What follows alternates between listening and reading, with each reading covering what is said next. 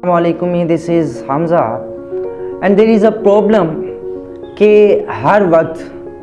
हर time या every time हम देखते हैं कि सालों मेहनत करनी पड़ती है, महीनों मेहनत करनी पड़ती है, लेकिन कोई शॉर्ट वे, कोई ऐसा वे हमें चाहिए कि जिससे हमारी जो मेहनत है वो जल्द से जल्द रंग ले आए और हमें अपनी मेहनत का जो फ्रूट है, जो हमें अपनी मेहनत का फल है, वो जल्द से मिल जाए।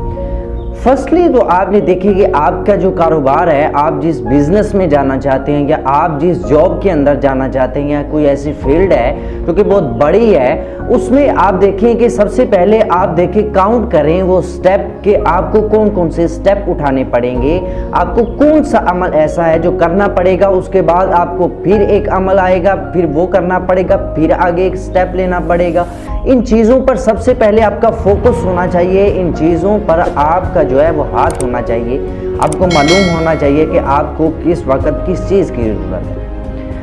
दूसरी बात यह है कि जब आपको पता चल जाए कि हमने कौन कौन से स्टेप उठाने हैं, क्योंकि मेन वजह जो होती है, इंसान को स्टेप का नहीं पता होता कि हमने कौन सा स्टेप उठाना है और किस तरफ जाना है, इसलिए वो जा कहीं और रहे होते हैं और मंजिल का इरादा जो है वो कहीं और होता है। मैं पायलट का इरादा करता हूँ, लेकिन मैं डॉक्टरी की तरफ वो स्टडी सारी कर रहा हूँ, लेकिन इसका मतलब है कि मुझे स्टेप्स का नहीं पता कि क्या क्या स्टेप्स मैंने पायलट बनने के लिए उठाने हैं या इंजीनियर बनने के लिए मैंने कौन से स्टेप्स उठाने हैं। नंबर 1 पे आपको स्टेप्स का मालूम हो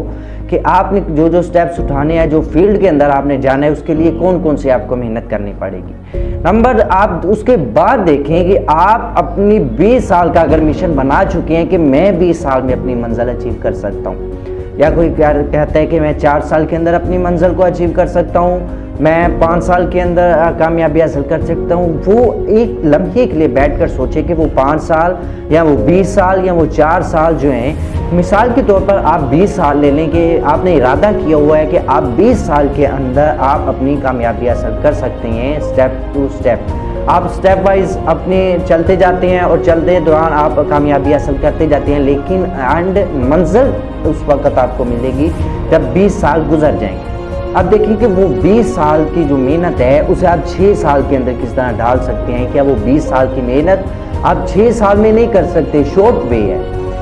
ये, उस वक्त मुमकिन है जब आपके पास इरादा मौजूद होगा, आपके पास सोच मौजूद होगी, माइंड पावर जो है आपकी बड़ी होगी, और आपका एंगल जो मेन बात है, ये मेन बात है पूरी लाइफ के अंदर किसी भी मंजिल को हासिल करने के लिए, कोई भी जॉब हासिल करने के लिए, बिजनेस बनाने के लिए, ये एक चीज़ बिल्कुल याद रख लिए कि आपका एंगल जो है वो परफेक्ट होना चाहिए। एंगल ऑफ माइंड इसे कहते हैं कि आपके माइंड का एंगल परफेक्ट होना चाहिए, आपके मिशन का एंगल परफेक्ट होना चाहिए। वो किस तरह हो सकता है, ये आखिर ये माइंड का एंगल है क्या चीज़, कौन सी ऐसे वाला है।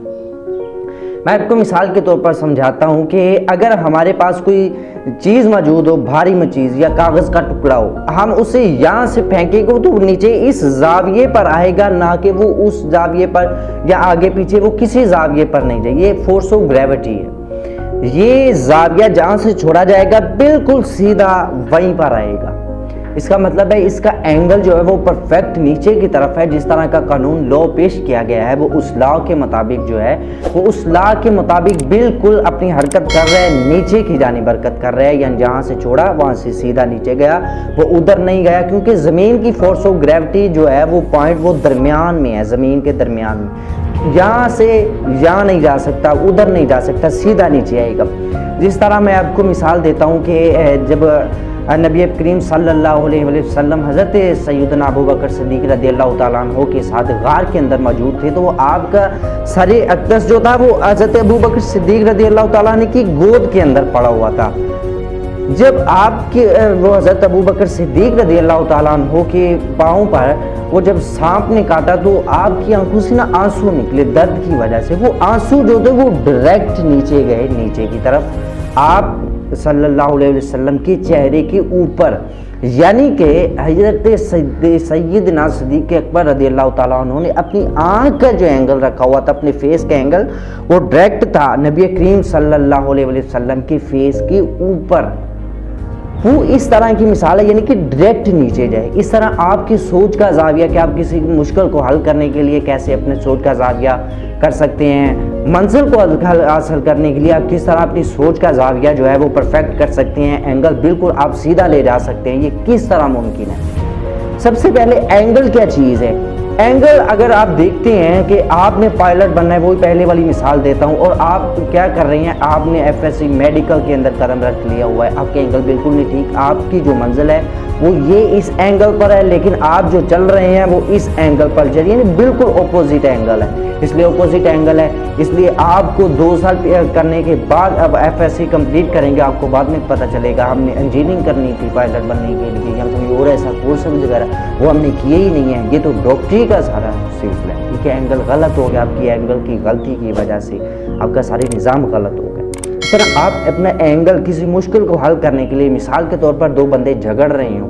और गलती दोनों की मौजूद हो, बजाय इसकी कि आप अपने एंगल को गलत करके सिर्फ एक बंदे की तरफ फोकस करें कि गलती जो है वो आपकी है, या फिर दूसरे की जानिब करें कि गलती आपकी है, एंगल टेढ़ा हो गया, इसका मतलब है वो आपस में झगड़ा बढ़ेगा, कम नहीं हो सकता है। एंगल फिर गलत, फिर झगड़ा बढ़ गया। एंगल दुरुस्त होना चाहिए, यानी कि आपको मुश्किल कौन सी है उस मुश्किल के मुताबिक आप हल ढूंढें। ऐसा ना हो कि आपके घर में चावल मौजूद नहीं है और आप आटा ढूंढने फिर जाएंगे, अब मैं आटा लेकर आता हूँ, इससे चावल पकाऊंगा, ऐसे बिल्कुल भी नहीं हो सकता। इसलिए अपना एंगल, अपनी तमाम तर फोकस, अपना तमाम तर माइंड की जो पावर है वो देखें कि परफेक्ट किसी चीज़ पर लाइक करती है या बिल्कुल भी नहीं करती। पायलट बनने के लिए मैं इंजीनियरिंग कर रहा हूँ या नहीं कर रहा हूँ, डॉक्टर बनने के लिए मेडिकल की फील्ड के अंदर मैं हूँ या नहीं हूँ, ये चीज़ें आपके एंगल होते हैं। आप अपने एंगल परफेक्ट करेंगे तो आपको वो लंबे अरसे की जो मेहनत है उसको कम, उसका अरसा कम हो जाएगा। 20 साल की मेहनत 6 साल में हो जाएगी। अब 6 साल में आप ढूंढेंगे